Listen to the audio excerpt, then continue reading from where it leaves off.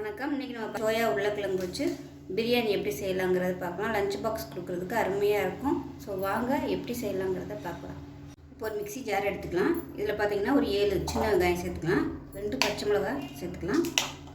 இது கூடவே ஒரு 5 பல் பூண்டு சேர்த்துக்கலாம். ஒரு துண்டு இஞ்சி இந்த மாதிரி பொடியாக கட் பண்ணியிருக்கேன், அதையும் சேர்த்துக்கலாம். சின்னதாக ஒரு துண்டு பட்டை, கல்பாசி கொஞ்சமாக, 2 ஏலக்காய், 2 கிராம்பு சேர்த்துக்கலாம். சும்மா ஒரு பிஞ்ச் அளவுக்கு புதினா, அதே மாதிரி ஒரு பிடி கொஞ்சமாக கொத்தமல்லி சேர்த்துக்கலாம். மீடியம் சைஸாக ஒரு தக்காளி எடுத்துருக்கேன், அதையும் சேர்த்துக்கலாம். இது கூடவே 1/4 டம்ளர் அளவுக்கு தயிர் சேர்த்துக்கலாம். நான் இந்த டம்ளரில் தான் அரிசி எடுத்திருக்கேன், அதே டம்ளரில் ஒரு 1/4 டம்ளர் அளவுக்கு தயிர் சேர்த்துக்கலாம். இது எல்லாத்தையுமே நல்லா நைஸாக அரைச்சிட்டு பார்க்கலாம். இப்போ ஒரு குக்கர் எடுத்துக்கலாம். அதில் தேவையான அளவுக்கு எண்ணெய் சேர்த்துக்கலாம்.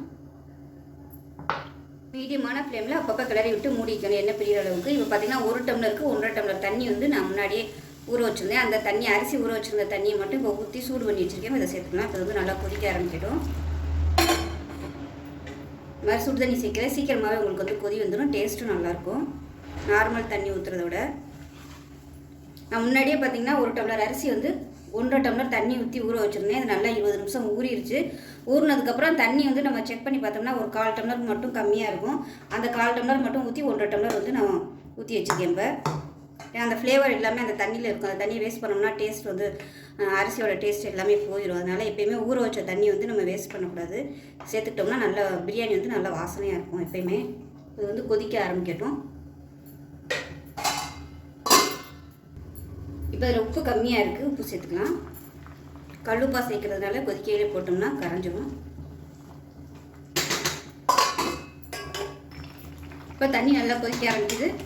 அரிசியை சேர்த்துக்கலாம்.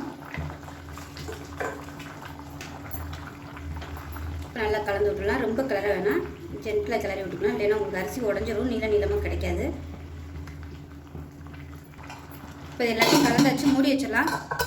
மூடி வச்சுட்டு 2 விசில் விட்டுட்டு ஸ்டீம் போனதுக்கப்புறம் பார்க்கலாம். என்ன சூடானதும் ஒரே ஒரு பிரியாணியில் சேர்த்துக்கலாம். மசாலா நான் எதுவுமே சேர்க்கலை, நம்ம அரைச்சிட்டதுனால இப்போ தேவையில்லை. இப்போ இதில் ஒரு கைப்பிடி அளவுக்கு பெரிய வெங்காயம் நீளமாக இருக்கிறத சேர்த்துக்கலாம். இது நல்லா வதங்கட்டும். இப்போ இதில் உப்பு சேர்த்துக்கலாம் வெங்காயம் வதங்குறதுக்கு. இப்போ வெங்காயம் வதங்கிட்டு இருக்கையிலே நல்லா ஒரு பெரிய உருளைக்கிழங்கா இந்த மாதிரி கட் பண்ணி வச்சுருக்கேன். பெரிய சைஸாகவே கட் பண்ணிடுவாங்க, ரொம்ப பொடியாக கட் பண்ணோன்னா. இதையும் சேர்த்து நம்ம நல்லா இந்த எண்ணெயிலே வதக்கிக்கலாம். அதே மாதிரி மெஷரிங் கப்பில் 1/2 கப் அளவுக்கு பொடி சோயா எடுத்துருக்கேன். இதுக்கு நல்லா சுடுதண்ணியில் ஊற வச்சு நல்லா புளிஞ்சிட்டு எடுத்து வச்சுருக்கேன். இதையும் இந்த இதோட சேர்த்துக்கலாம். அந்த எண்ணெயிலே நல்லா வறுத்துட்டோம்னா நல்லா டேஸ்ட்டாக இருக்கும். மசாலா சேர்க்குறதுக்கு முன்னாடியே வறுத்தா தான் வறுபடும். இப்போ சோயா உருளைக்கிழங்கு நல்லா ஃப்ரை ஆகிடுச்சு. இதில் மீடியம் சைஸாக ஒரு தக்காளி சேர்த்துக்கலாம். ஏற்கனவே ஒன்று அரைச்சிருக்கோம், அதனால் லைட்டாக சேர்த்தா போதும். இப்போ பாருங்கள், தக்காளி ஓரளவுக்கு நல்லா மசிய ஆரம்பிச்சிருச்சு. இந்த ஸ்டேஜில் நம்ம பொடியெல்லாம் சேர்த்துக்கலாம். இப்போ மசாலா பொடி ரொம்ப அதிகம் தேவைப்படாது. 1 டேபிள் ஸ்பூன் மிளகாத்தூள், 1/2 டேபிள் ஸ்பூன் தனியாத்தூள் சேர்த்துக்கலாம். நான் கரம் மசாலாலாம் போடணும்னு அவசியம் இல்லை, நம்ம எல்லாமே அரைச்சிட்டதுனால தேவையில்லை. இப்போ இதையும் லேசாக அந்த எண்ணெயில் வதக்கி விட்டுட்டு நம்ம அரைச்சி வச்சுருக்கிற இந்த பேஸ்ட்டை சேர்த்துக்கலாம். இந்த எண்ணெயில் இந்த மசாலா நல்லா அப்படியே பரட்டி விட்டுருங்க. அப்போ தான் சீக்கிரமாகவே பச்சை வாசனை போகும். நல்லா பரட்டி விட்டு இப்போ சேர்த்துக்கலாம். இப்போ சேர்த்துட்டு இது நல்லா பச்சை வாசனை போக வதங்கி எண்ணெய் விட்டு வரணும். அந்தளவுக்கு நல்லா வதக்கணும். எல்லாமே பச்சையாக அரைச்சிருக்கிறதுனால கொஞ்சம் நல்லா வதக்குனா தான் நல்லாயிருக்கும். இப்போ இந்த மிக்சியில் அலசிட்டு கொஞ்சமாக ஒரு 2 டேபிள் ஸ்பூன் அளவுக்கு தான் தண்ணி சேர்த்துருக்கேன், ரொம்ப சேர்க்க வேணாம். இது நல்லா எண்ணெய் பிரிஞ்சு வரட்டும். மூடி வச்சிடலாம். அப்பப்போ கிளறி விட்டுக்கணும், இல்லைன்னா அடி பிடிக்கும். இப்போ எப்படி இருக்குன்னு பார்க்கலாம். இப்போ பாருங்கள், மசாலா நல்லா வதங்கி எண்ணெய் விட ஆரம்பிச்சிச்சு.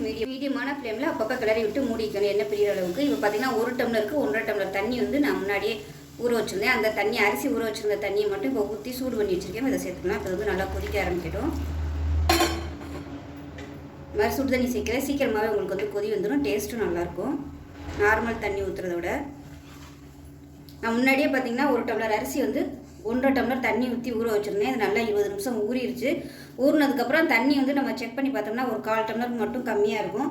அந்த 1/4 டம்ளர் மட்டும் ஊற்றி 1.5 டம்ளர் நான் ஊற்றி வச்சுருக்கேன். ஏன்னா அந்த ஃப்ளேவர் எல்லாமே அந்த தண்ணியில் இருக்கும். அந்த தண்ணியை வேஸ்ட் பண்ணோம்னா டேஸ்ட் வந்து அரிசியோட டேஸ்ட் எல்லாமே போயிடும். அதனால் எப்பயுமே ஊற வச்ச தண்ணி வந்து நம்ம வேஸ்ட் பண்ணக்கூடாது. சேர்த்துக்கிட்டோம்னா நல்லா பிரியாணி வந்து நல்லா வாசனையாக இருக்கும் எப்பயுமே. இது வந்து கொதிக்க ஆரம்பிக்கட்டும். இப்போ இதில் உப்பு கம்மியாக இருக்குது, உப்பு சேர்த்துக்கலாம். கல்லுப்பா சேர்க்கறதுனால கொதிக்கையிலே போட்டோம்னா கரைஞ்சிடும்.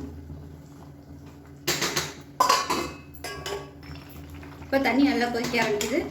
அரிசியை சேர்த்துக்கலாம். இப்போ நல்லா கலந்து விட்டுலாம். ரொம்ப கிளற வேணாம், ஜென்டிலாக கிளறி விட்டுக்கலாம். இல்லைன்னா உங்களுக்கு அரிசி உடஞ்சிரும், நீளமாக கிடைக்காது. இப்போ எல்லாத்தையும் கலந்தாச்சு. மூடி வச்சிடலாம். மூடி வச்சுட்டு 2 விசில் விட்டுட்டு ஸ்டீம் போனதுக்கப்புறம் பார்க்கலாம். இப்போ பிரியாணி எப்படி இருக்குன்னு பார்க்கலாம். பாருங்கள், நல்லா கம்மன்னு சூப்பராக வந்துருச்சு. சூடாக இருக்கையில் இப்படி தான் இருக்கும். ஆறுச்சுன்னா உங்களுக்கு நல்லா உதிரியாக வந்துடும். சாதம் பாருங்கள், நல்லா அப்படியே ஒன்று கூட உடையெல்லாம் நல்லா நீளமாக இருக்குது பாருங்கள் சாதம்லாம்.